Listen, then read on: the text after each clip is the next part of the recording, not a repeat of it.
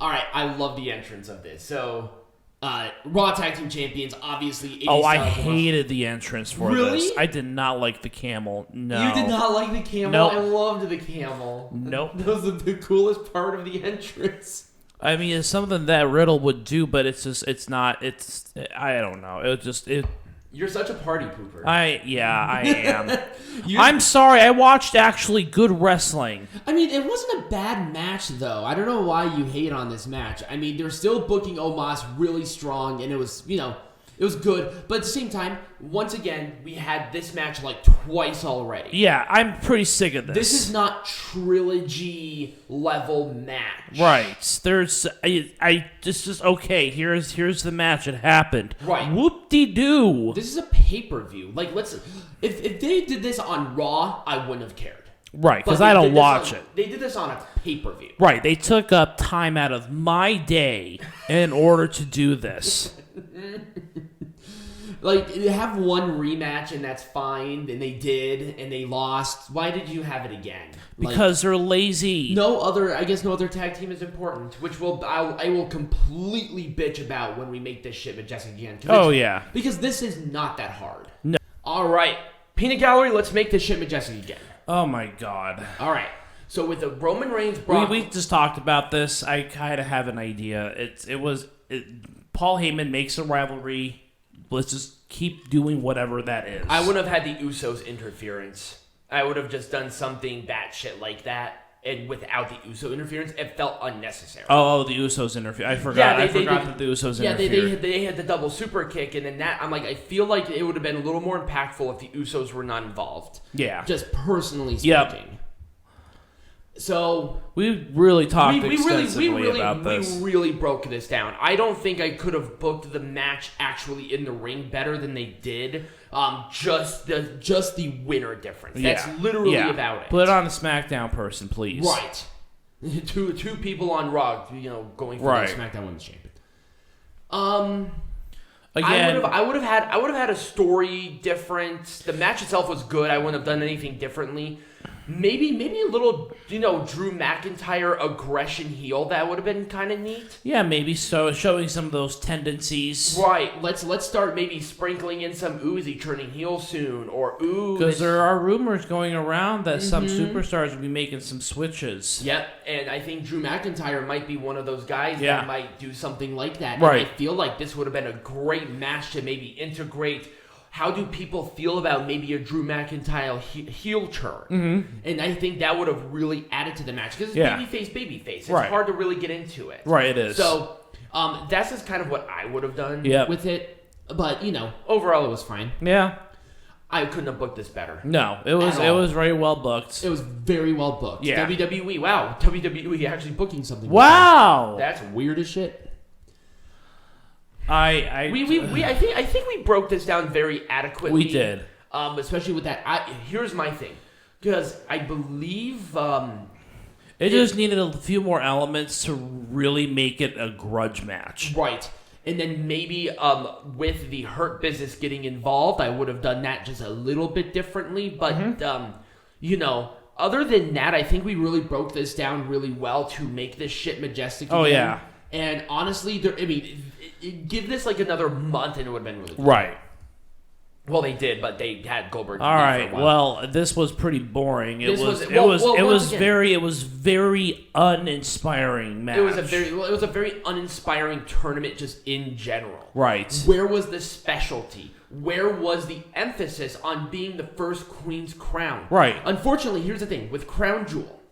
They do this all the fucking time. Right. And they did it with the, what was that championship belt that Braun Strowman won? Oh, the greatest Royal Rumble thing. And then Braun Strowman was going to hold this belt and defend it at these shows. Right. Which would have been great. And we're like, wow, they actually have a belt. There's been money put into this. Right. The belt looked cool. Right. And it would have been really, really neat. But they didn't. And with the Queen's Crown, I hate saying this, but I feel like it's going to be the same exact thing. Yep, it's going to go the same path as the Tarawick Trophy. Yep. The greatest Royal Rumble bullshit that they had. Or the best in the world trophy. Yep, the best tag team in the world trophy, like all of that. None of that is going to exist. The Queen's Crown is just another one of those. It's going to be another novelty. I don't want that to happen. If they really wanted to do this, push Zelina Vega to the moon and have her go for the title and make it look important. Make it seem like it's important. Obviously, that's what King of the Ring. But that's what made King of the Ring important. Right, was that the winner got the world title opportunity. Or they were pushed to the main event scene and they stayed there with Mabel, with Owen Hart, with Bret Hart, with all of these guys, with King Booker. With Steve Austin. With Steve Austin, yeah, exactly.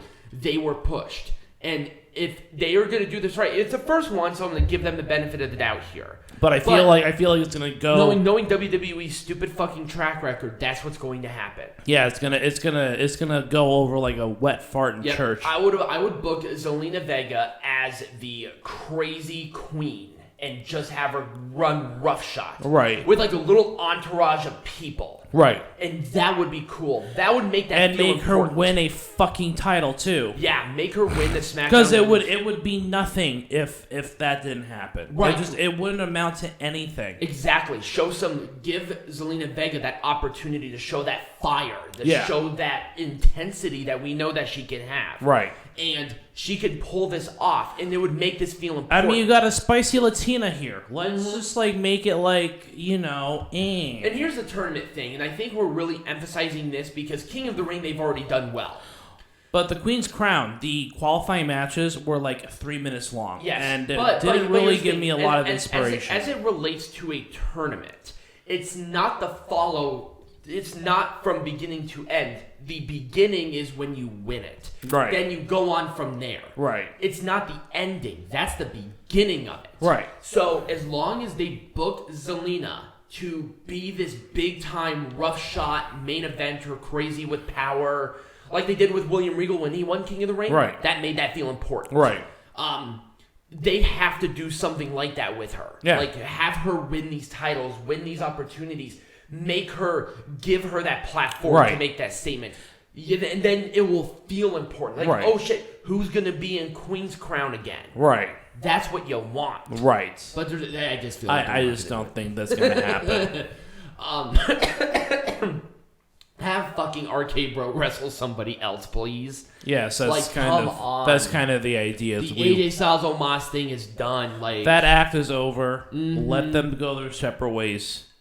I don't think that Omos does not need AJ Styles at this point. No. I just don't think he does. I don't think he does either. Unless AJ Styles is going to go for the United States champion or something, or even the WWE champion now, that would be fine. Yeah. And at least there would be something have AJ Styles bring on a new person under his wing. He seems to be doing well with bringing up new stars. Right. Being in a tag team like this. I think it makes sense for him. And I think Omos is at that point now where he's just all right, let me fly. Right. Have him enter into a feud alone. Right. Or, like I said, WWE champion, have Omos being that, that wild card like they used to instead of just winning the tag team titles. I don't think he needs to be a wild card anymore. What would you do with RK Bro? Do you have anything, at least as of right now, RK Bro? I think that their next opponents need to be Alpha Academy, and here's why: is because that's another group of 2 singles stars who just need to find their way. They don't even have to win the tag team championships, but at least give them enough exposure and TV time so that when Alpha Academy does go their separate ways, at least they're off to the races. Actually, no, I like that idea, but they were winning matches on SmackDown. Have them continue to win big and see, but again, have them go for the tag team champions. They don't have to win the tag team champions, but then split them apart because they're single stars through and through. Right. I think that they wanted to do the same thing with Montez Ford and Angelo Dawkins. Eventually, they are going to break that tag team up. There has been talks about this. They're on Raw. Why don't you have them go for the tag team titles? They don't have to win the tag team champions, but allow them a platform to showcase their skills against veterans and then you split them apart. Exactly. That's kind of the trajectory it has to go. Right. Otherwise, AJ Styles and Omos are going to be stuck in tag team limbo forever. Right. I don't want that. I want Omos and AJ Styles to do their own things. Right. That's it. Right. This has to be done. I would do yes. I would give Mansoor a little more of like some higher end rivalries. Unfortunately, it's not. It's not going to happen. These two are going to continue to feud, and they're continuing to do some bullshit with them. And it sucks because Mansoor showed great fire. Mustafa's good. I think he's out the door though. I think he's out to lunch. I think he's done. And Mansoor, I mean, he'll be there for a while. There's definitely something with him. He'll probably be at least a good mid-carder guy. But yeah, Mustafa Ali, he's been screwed over by this company a lot. Yeah, he has to be done, man. I would totally be done. Yeah. And we really talked about this one quite a bit. I would do Rollins with a different program. I would have, honestly, I would do Edge Big E. That's what I would go for now because he just won this huge high-profile rivalry. Right. And at this point, these two have to be separate again. Because if they continue to have these matches, what else can they do after Hell in a Cell? Right. Like, that's like, boom, rivalry done kind of match. Right.